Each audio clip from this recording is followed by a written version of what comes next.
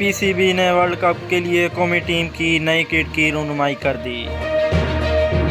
Pakistan cricket board نے بھارت میں ہونے والے کرکٹ ورلڈ کپ کے لیے پاکستانی ٹیم کی نئی کٹ کی رونمائی کر دی۔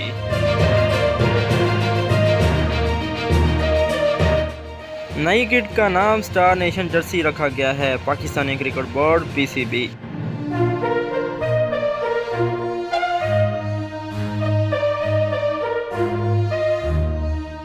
ذکا اشرف کا کہنا ہے کہ یہ کٹ قومی ٹیم کی ورلڈ کپ کی کامیابی کا سبب بنے گی۔ اس پر پرچم اور ستارہ بنا ہوا ہے۔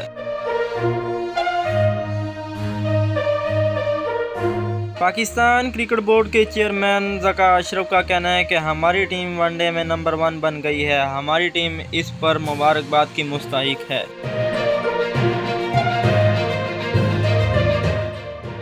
واضح رہے کہ اس مرتبہ آئی سی سی مینز ورلڈ کپ کا انعقاد 5 اکتوبر سے بھارت میں ہو رہا ہے۔